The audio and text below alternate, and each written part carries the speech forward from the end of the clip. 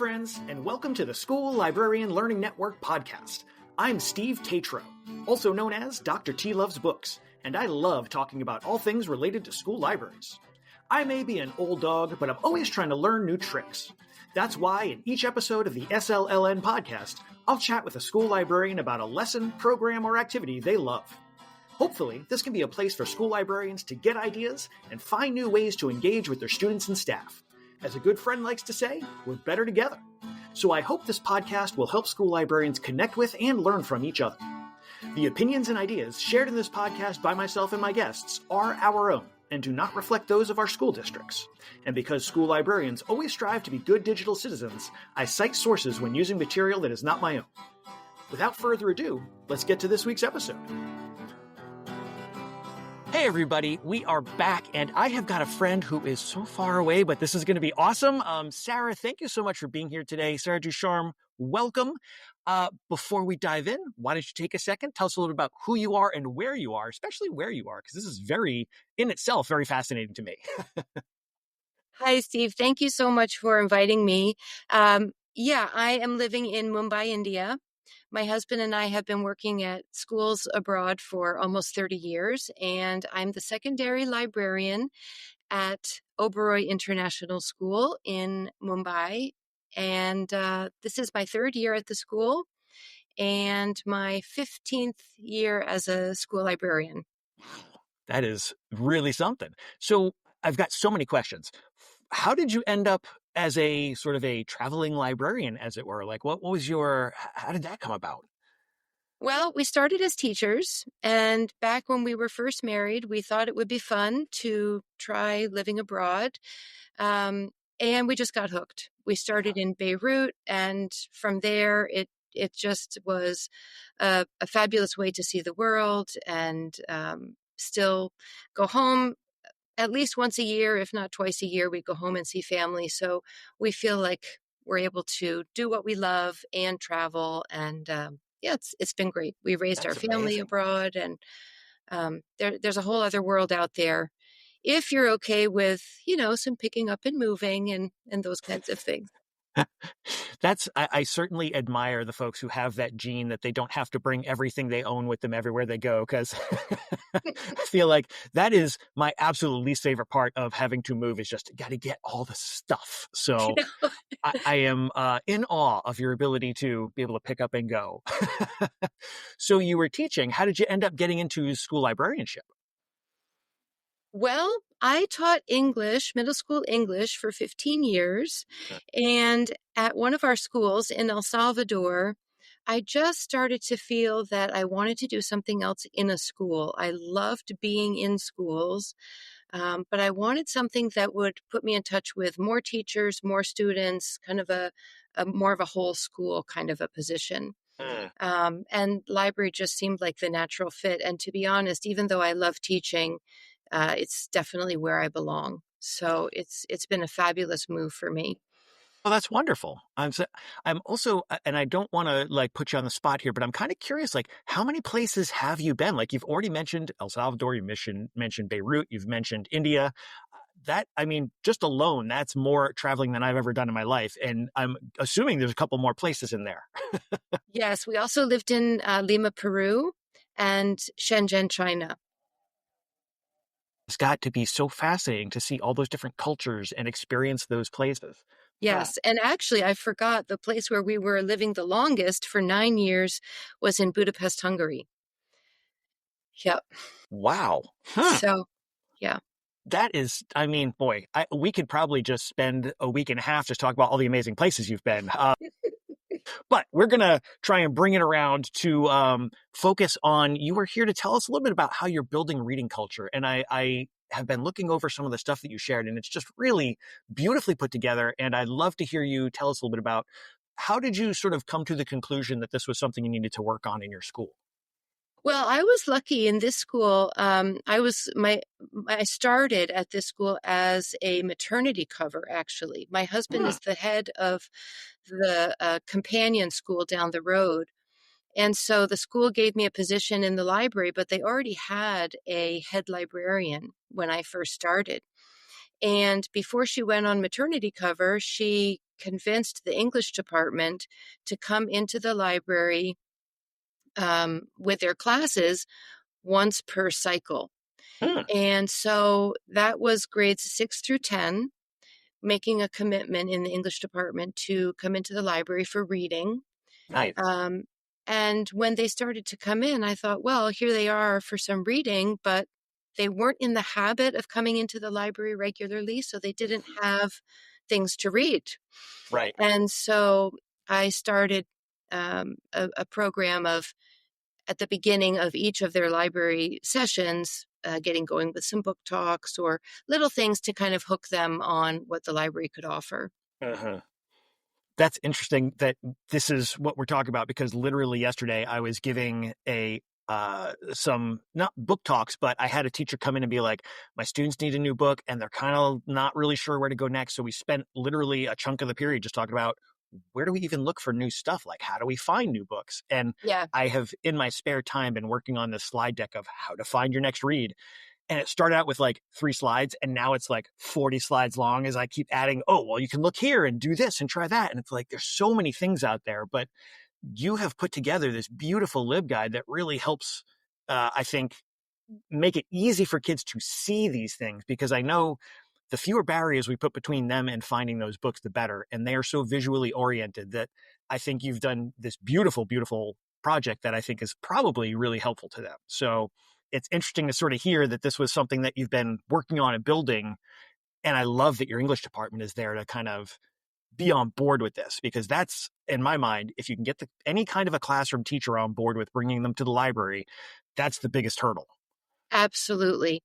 Absolutely. So it was great because having them, knowing they were going to be coming basically twice a month, it meant, okay, that's great, but let me add some structure to this so that I'm not just, grabbing books at random. And then after kind of doing it for a couple of years, this year I said, gee, maybe I can be doing more than just, the usual book talk and make them more visual, um, just make them more engaging, instead of just talking about books randomly. Uh-huh. Um, It's always a so, challenge when you're doing the book talks too, that like there's only so many book talks in a row you can do before you kind of lose them. So right. there's that element as well of like, okay, how do I give them enough to look at without completely just, shutting them down? So, Yes. Yes. I think of it like selling books. And so that's kind of my measure of, did it go well, is how many of the books that I talked about actually got checked out today. yeah, yeah. Um, That's my metric too. I always say, oh, I sold 5 books today. I sold 10 books today. so one of the ones that we did is called Save a Buck. And the idea of this is that I have one book for however many kids are in the class. So it's a good one if you are really comfortable and familiar with lots and lots of books in your collection. And so I just grab, 20 books that I think will be fun. And I talk about them really, really fast, just a sentence, maybe 2 about each book, show it. And the kids like these because they know that any book I'm talking about, they can actually have. They just have Mm. to be the first one to raise their hand and they get it. Oh, neat. Almost like And an online auction, like you got to get your bid in. exactly, exactly. And so I do it save a buck. So when they say they want the book, then I give them the book with this little bookmark that's designed to look like a dollar. The idea, you saved yourself a little bit of money getting a book from the library instead of from a store. Nice. Um, so that's been fun because the challenge is talking about the books, and then at the end they all race to the front to see which ones they can grab. And um, Love adding that physical element in there. It's like yeah, in my mind, I'm now like picturing, oh, maybe I'll set the library up like a Nickelodeon obstacle course where the kids have to like kind of climb over the table to get the books. No, that's maybe going a little too far, but well, it's tricky because in this library, a lot of teachers use it as a workspace. So I have to kind of balance, what I think is fun with, some right. level of work atmosphere. But so the save a buck have been good. I can Um, imagine. I mean, I'm as soon as you get kids like that little bit of competition, it's going to just become a thing. They're going to have Yeah. to. They just can't help themselves. So I love that you add that element in there. It's so simple, but such a brilliant thing to do. I'm definitely 100% stealing that. So thank you for that. The other one that I have been doing is called Beat the Clock book talks.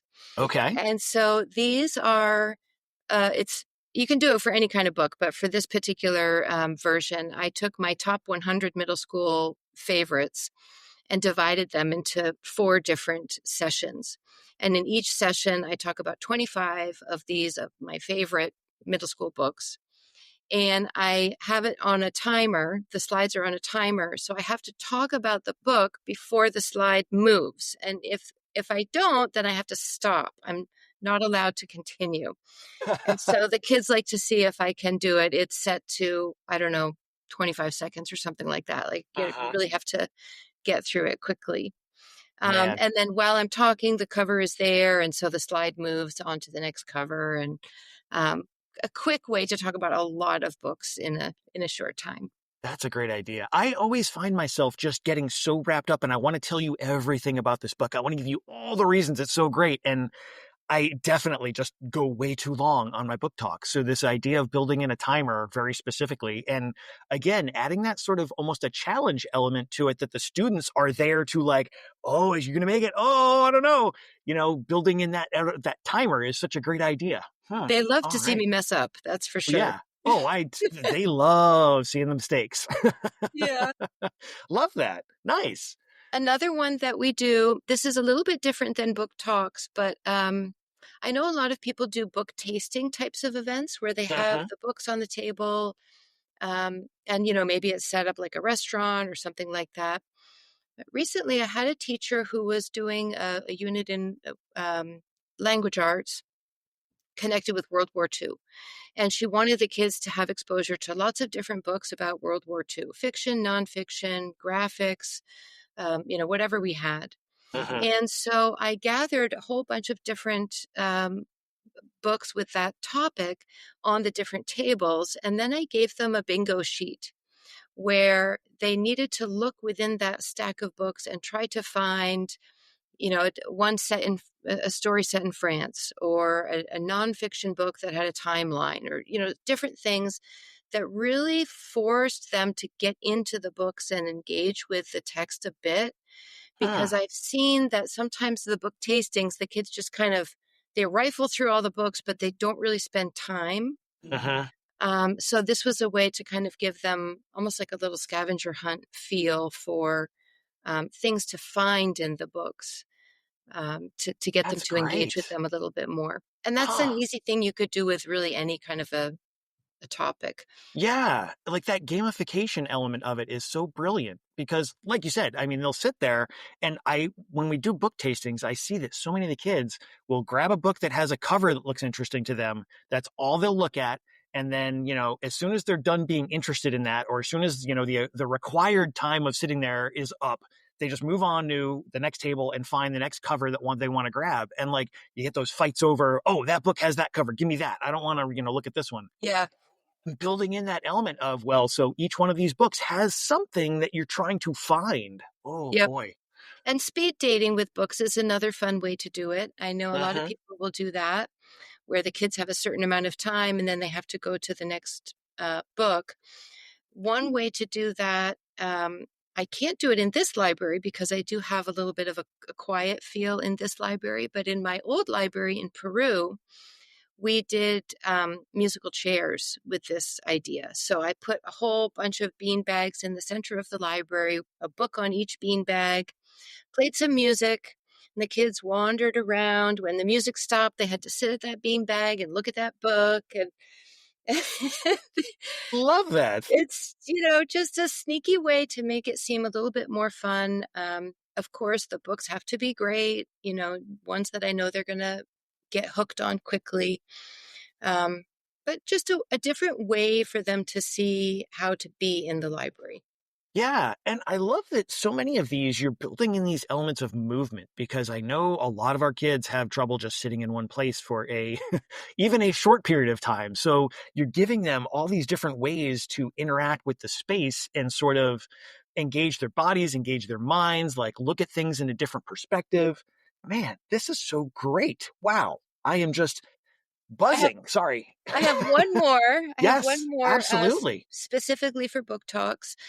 Um, and this one is just visual book talks. So for these, I don't have any cover of the book or anything like that. I'll often hold up the book, but I will make a collage of different images that connect to the character, the setting, Ah, anything about the conflict. And so I'll just show kind of a collage on the screen as I'm talking about the story. And it's amazing how some of these visual hooks beyond the cover will just kind of stay in the kid's mind a little bit longer. Um, and so these are more time consuming. I do these for my books that are on our kind of recommended list. I call them mhm. the OIS reads. Some people have a core collection, something that you're kind of pushing, as a recommended set of books for that school year. Mhm. Because they're more time consuming, I don't do them often. But Yeah. for this particular set of books that I'm recommending each year, I'll do these visual ones. And because of that visual element, the kids can they'll come back and say, "What was that one you told us about that it was coffee beans and there was a picture of, a map of Africa?" And I'm like, "Oh yeah, I know the one you're talking about." Huh. That's awesome. Wow. Oh boy. And I mean, I imagine if you had like student library helpers or something, that'd be a great task for them to like, oh, what's a book you've read? Let's build one together. Or even going to your English class teachers and saying like, hey, why not have the kids do one of these as their independent reading sort of accountability Yes, this month or something? absolutely. And they Oh, love to do those kinds of things. yeah. Um, they like to make visual book lists, which I think Mm. you've probably seen before, where they're just paper and the kids can kind of flip through and see about a bunch of ideas at one time. Mm-hmm. And so Yeah. they'll make those for me sometimes to add to our binder. Nice. Yeah. Oh, I love that. These are student helpers that are doing this for you, or students, just general students? It's not that organized, really. It's just what I kind of call them my library kids. They're just around and they're always, chatting with me and looking for things to do. Sometimes they'll Mm-hmm. say, okay, I kind of want to reorganize the series in this fantasy area. And I'm like, okay, go ahead. Nice. Oh man. Yeah. I have had sort of an organized, semi-organized group of students on and off, and they kind of like as the year when the year starts, they want to all be there because it's new and it's different. And then like as I give them actual tasks to do, it tends to be like, oh, there's a thing that I Yes. have to actually try and follow through on. And it's Yes. the attrition, lost some students through attrition here, but this idea of giving them these collages and letting them go nuts with like coming up with the ideas and rearranging the space. Like I definitely I need to give them more of that hands-on control of the space and give them more of that creativity to work with. But oh boy, my mind is just spinning with all the possibilities here. This is so cool. Boy. Well, when they come twice a month, it's, I feel it's like lesson planning. Yeah. And now that I've been at the school long enough, I'm trying to scaffold it. So like these, um, the beat the clock book talks, for example, with the top 100 books, Uh-huh. I'm not going to talk about those books again for next year's grade 7. Right. So I'm starting to be able to build in some things that I can repeat Uh-huh. as they come in, and then add new things for the older ones. Yeah. Well, and that's something that I worry sometimes, especially when I'm talking with younger librarians or like student librarians, and they're like, "Oh my gosh, I saw this person had all these awesome things, and how am I ever going to do that?" It's like that doesn't happen overnight. Like that's not a No. one-time thing. This is years and years of work to build up these different kinds of programs and ideas and lessons. And so I love that you're sort of making that very patently obvious here as we talk through like this is something that is building and growing over time and Yep. building those And resources that you can come back to. Sorry. Yes, and just the challenge of staying on top of all the stuff that's coming out. I mean, I've been doing this a long time, so I can talk about a lot of books off the top of my head, but I Hmm. can't do that for the new ones. Right. And so it's really a constant, kind of piece of my homework is to Right. be able to talk about what's coming in. Well, that was oh no, I'm going to be a terrible host and forget the name of who I was just talking to about this recently, but on a recent episode, we one of my guests was saying how they do a book award and they are very specifically choosing books from the year previous, not the current year, so Hmm. that they've got that time to sort of read the books and be familiar with the books, and the students have time to read the books and be familiar with the books before they start selecting what they think is the best one, because Yeah, that's something that I always found a little I don't want to say problematic, but it's really difficult to know like what are all the great latest and greatest, because there's so much great stuff coming out every year. yeah, And just staying on top of that alone is could be a full-time job. These people who read 300, 400, 500 books a year, I'm like, how do you do that? I know, I know. Well, So and sometimes I'll tell the kids a secret, which is that I don't read the whole book. I can still talk about it even if I haven't read the whole thing. So, that actually can maybe be a great lesson in itself, is like showing students how to get information about a book that you haven't necessarily read all the way through, because I am stunned at some of the students who don't know that, like, oh yeah, on the back of the book or on the flyleaf inside is a list of here's what the book is sort of about, like here's a quick summary. They just don't know. And I'm working with middle schoolers, so I would, by that point, I would hope they would have more familiarity with books. But sometimes we take for granted that they're going to know things that, we feel like they should know that they don't necessarily know. So I love that idea of, yeah, maybe you don't read the whole book, but you can still get a sense of here's what it's about and decide if you want to dig into it further. Because absolutely. I mean, we're doing that all the time as readers, not even as professionals, just as readers. You hear about a book or you see a book and you kind of flip through it a little bit to see, is this something I want to go further with? Because there's more books than there is time. And I always tell my kids, there's way too many good books in the world to read a bad book. So if you don't like something, put it aside, pick up something else. And it's personal. I mean, I think most Yes. libraries have a wide range of topics available. And so I tell the kids this is between you and yourself to decide what's right for you. So spend some time because this might not be the book for you. Yes, absolutely. And that's one thing I have been really working hard at, because I used to be very much I loved this, so you will love this. And it kind of gives that impression to the student that if they don't like it, either there's something wrong with them or Hmm. they are not on the same page as you, so they're not going to trust you for book recommendations. So Hmm. I have been trying to sort of roll that back and say, I really like this. I would love to hear what your thoughts are. If you don't like it, that's okay. You're not going to offend me. Yeah, But give it a shot and see. And if you don't like it, come on back. We'll find you something that does work for you. Because it's so, I mean, I get super excited about all sorts of stuff, but when it's books, especially, I'm like, oh my gosh, this is so amazing. And uh, I have colleagues who come to me with the same. There's a couple of colleagues in my building who are wonderful human beings and amazing English teachers and readers galore, but we have very different taste in books. And they will come and say, "Oh my gosh, this book was so amazing! You've got to read it."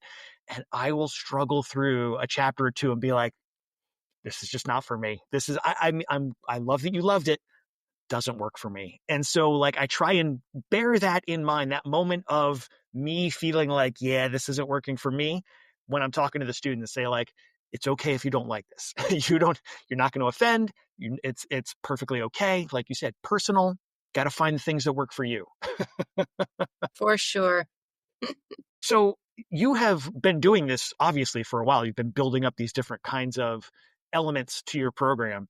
Have you are there any particular kinds of things that you feel like you are differentiating for different either levels of students or ability levels? Or I know grades. You're working with grades at 6 through 12.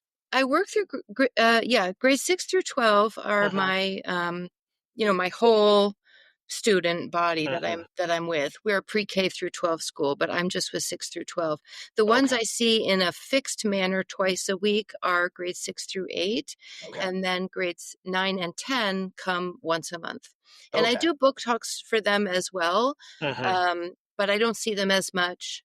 So I just don't have quite as many things going Right. on for them. Yeah. And for Yeah. them, I tend to keep it shorter because I don't know, I just feel like they really need as much of the free time to read as possible. Yeah. So whereas maybe for middle school, I'm doing more scavenger hunts and running around kinds of stuff, I don't do that as much for high school.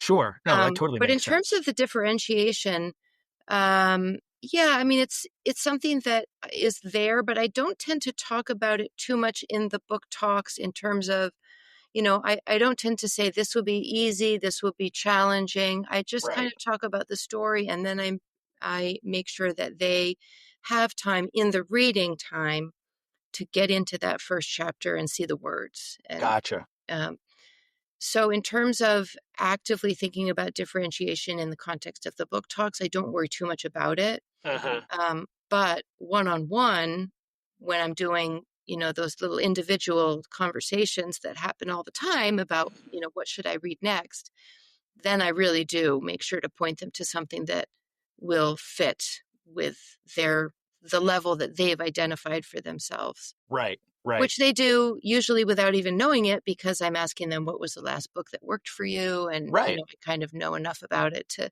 direct them to something similar.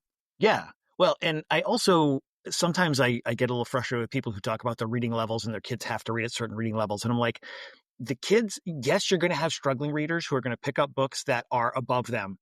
But saying, no, you can't read that, to me is like, what are you doing? If the kid wants to try and read this, like when they're motivated, they will figure out the parts that work for them. And if they only read half of it, so what? They've tried it and they've exposed themselves to something. So, let them run with it. But also finding those books that, like you said, are going to be the ones that they're going to identify with and really, want to dig into and come back to.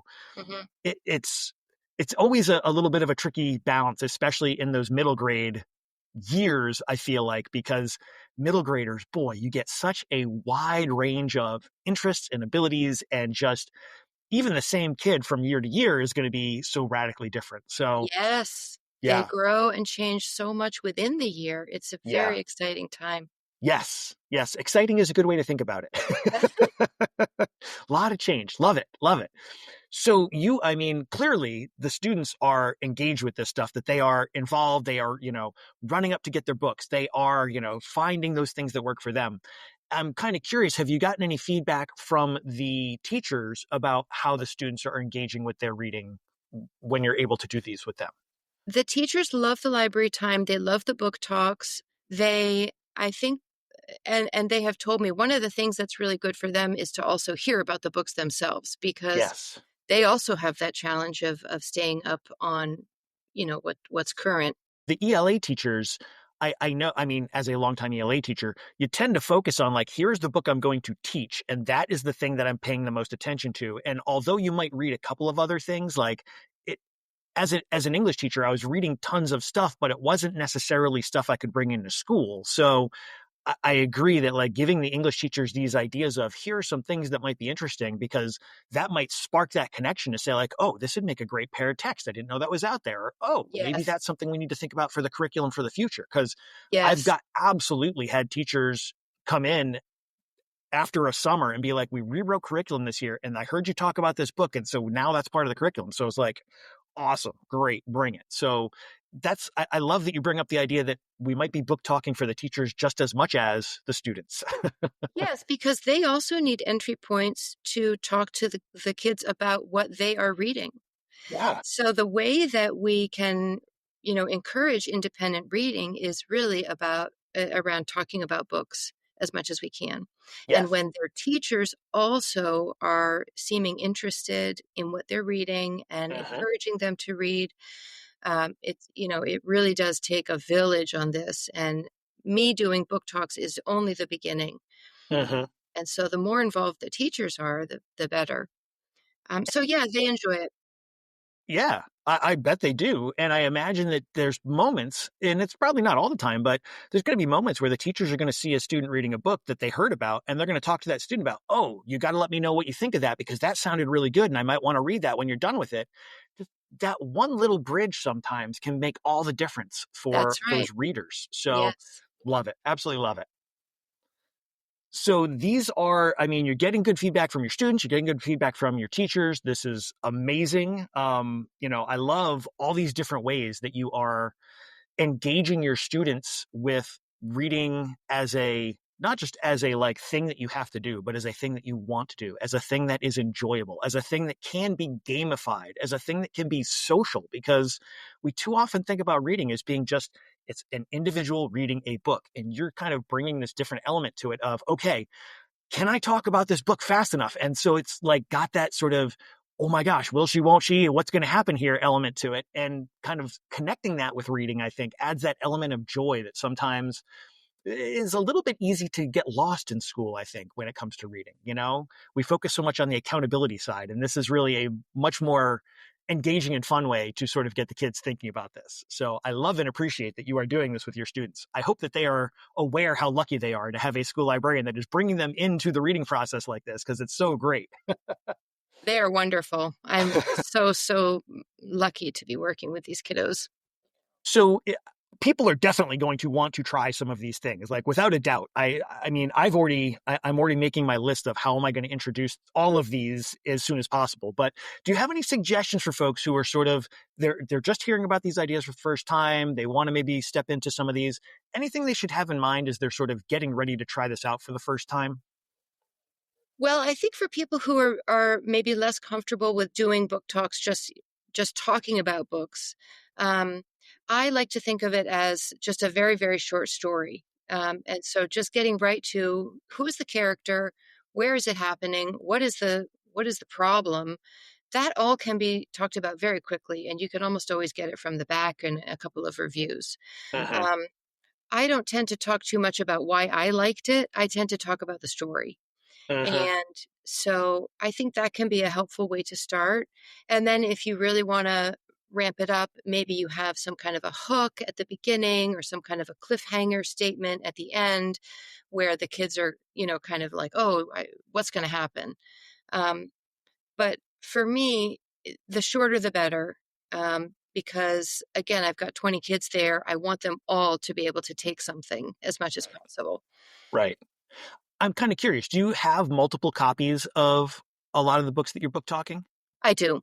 I do. Okay. So those books that are on our recommended list, I have 4 or 5 copies of each of those each year. And then if it's the beginning of a book in a series, I'll try to get 2 or 3 of that first book. Anything that's seeming to be popular quickly, I try to get a bunch of those. They Uh-huh. love to read the same thing as their friends. And Yeah. so it can be a little bit strange, I think, for some people to realize how important it is to have those duplicates. Yeah. Well, that's something I've definitely struggled with as I've been trying to build our collection, because there's only so much money to go around, and like there's so many great things, and I want that. I want that. I want that. But like you're saying, they love to read with their friends. I was able to put together a book display tower of reading with my peeps. And it's just Mm, whatever I've got 4, 5, 6 copies of are sitting on this thing.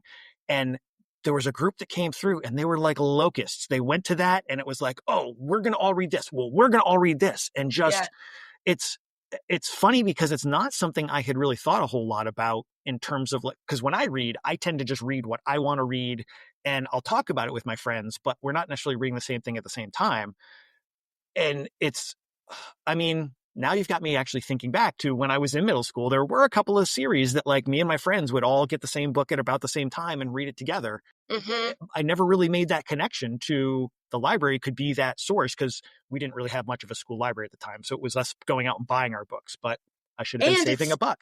it's it's the word of mouth thing. So if I've got 5 kids reading that book, all loving it, that's 5 people who are quickly going to tell a whole bunch more. So Yes. it really Yes. spreads very quickly. Man, boy, now I got to think about how I'm going to budget.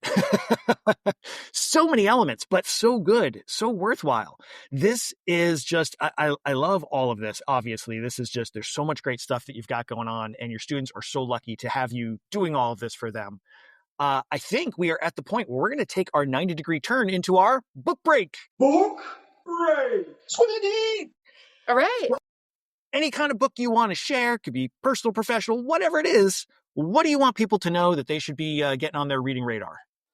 Well, I just finished an absolutely fantastic young adult book. Even though I love middle schoolers, uh, of course, all the young adult stuff coming out right now is just so good. Yeah. And so another librarian recommended this to me. It's called Everything We Never Had, and it's by Randy Ribay. Okay. And it's about 4 generations of Filipino men or young men. So the main narrator is a teenager who's living in the US during COVID. Okay. But the story is about him, his father, his grandfather, his great grandfather. The great grandfather was the first one to move to the US. And it's really just about multi generational trauma and the migrant story and Mm, family relationships and fathers and sons and young men being vulnerable, talking about feelings or not talking about feelings and mm, what that can do to a family. mhm. I just found it to be a very quick and engaging and really, I don't know, just a timely read, not just the COVID piece, but just what's happening with teenage boys. I really, really loved it. Yeah. Everything We Never Had, it's called.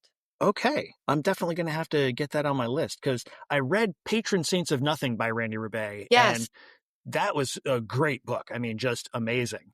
And I know he's got several others. In fact, one of my students recently asked me about one of his other books, and I don't know why, because we don't have it in the library. It's not in our collection, but he came in and he was like, "Oh, can I get this book?" And I was like, "I don't think we have that. Let me look." And I couldn't find any place. And I was like, "Where did you hear about this?" And he was like, "Oh, I thought I saw it in the display down the hall." I was like, "No." So no idea where he got this book title from, but I'm like, well, now I've got to add that too to the list. So that's going to just constantly growing. But that sounds amazing. And I love, I absolutely think we need more representation. We need to have plenty of books about everybody from everybody.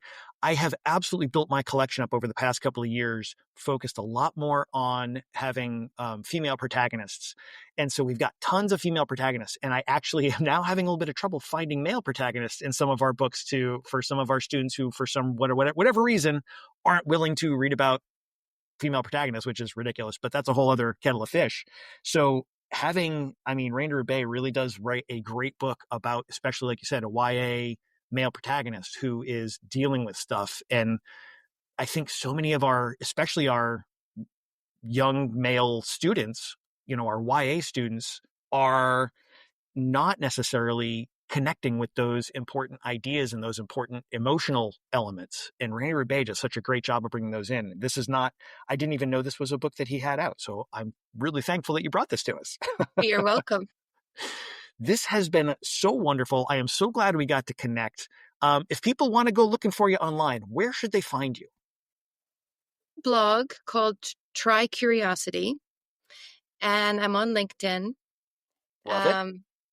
So, yeah, Those are your main spots. Love those it. are my main spots. All right. Well, Sarah, thank you so much. I appreciate you taking the time and helping me figure out this time zone difference, because that was definitely a hurdle I had trying to.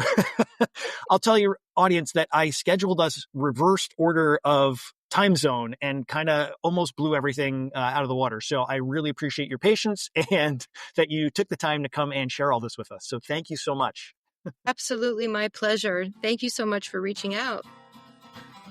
Thanks for checking out this episode of the SLLN podcast. Be sure to check out the show notes, which include not only a link to the lesson, but also links to the SLLN website, home to a curated list of free upcoming virtual events and resources for school librarians. It's easy to become a member of the network. Just visit the site and use what you like. If you have an idea, a question, or a lesson you want to share, you can email schoolliblearning@gmail.com. That's school, L-I-B, learning@gmail.com. Know someone with a great school library lesson? Let us know. Until next time, be safe, be good, and be well.